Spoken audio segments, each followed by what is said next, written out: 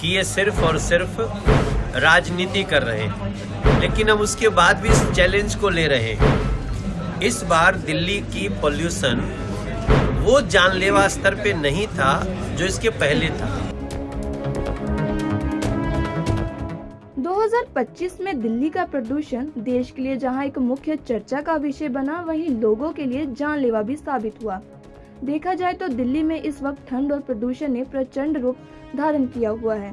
प्रदूषण अपना कहर बरपा रहा है, वही ठंड भी कोई कसर नहीं छोड़ रही है। इस बीच धुंध ने भी लोगों का जीना मुश्किल कर दिया है। सभी जगह कोहरे की मोटी परत छाई हुई है, जिससे लोगों की विजिबिलिटी कम हो गई है। विजिबिलिटी का कम होना सड़क हादसों का मुख्य कारण बना हुआ है। तो ऐसे में साल 2026 की शुरुआत में दिल्ली का AQI लेवल कितना रहा, आइए उसे विस्तार से जानते हैं। राजधानी दिल्ली के अलीपुर में AQI 292, आनंद विहार में 348, अशोक विहार में 316, आया नगर में 235, बवाना में 227, बुराड़ी में 257 और चांदनी चौक इलाके में 340 AQI दर्ज किया गया।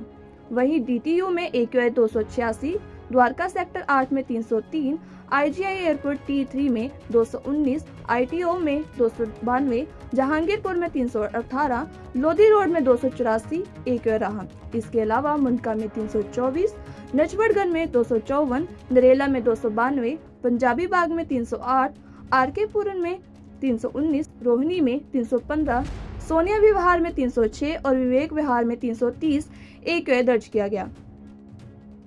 राजधानी दिल्ली के AQI स्तर में कोई खासा सुधार नजर नहीं आ रहा। मौसमी दशाओं के प्रतिकूल प्रभाव के कारण हवा की गुणवत्ता बेहद खराब श्रेणी में बनी हुई है। ऐसे में बीजेपी के नेता मनोज तिवारी ने दिल्ली प्रदूषण पर बयान देते हुए कहा कि दिल्ली की हवा पिछले 5 सालों के मुकाबले अब कम प्रदूषित है। तो चलिए उन्होंने आगे क्या कहा उसे भी सुन लेते हैं।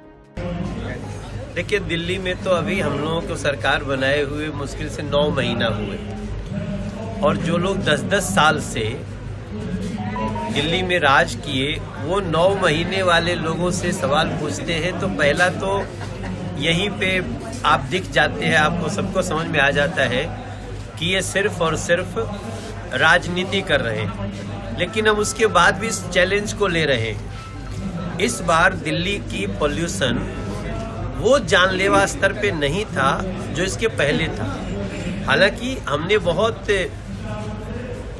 जो प्रयास किए उस बहुत थोड़ा है अभी, मगर आपको विश्वास दिलाता हूं मैं पहले हम लोग जब मैनिफेस्टो बना रहे थे तब भी हम लिखे हुए कि हमें दिल्ली को 2.5 साल में पोल्यूशन का लेवल इतना कम करके देना है कि दिल्ली के लोगों को एक बेहतर जीवन मिलेगा, बच्चों को अच्छी सांस मिलेगी।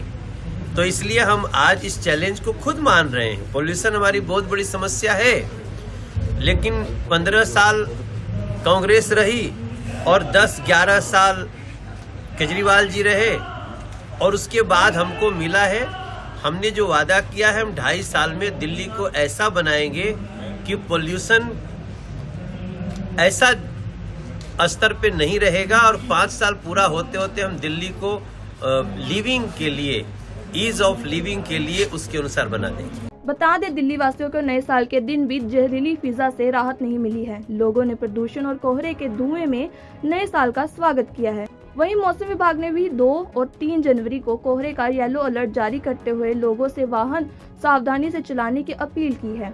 ऐसे में ठंड के कारण दिल्ली की हवा पर कैसा और क्यों असर पड़ता है, आइए उसे भी समझते हैं।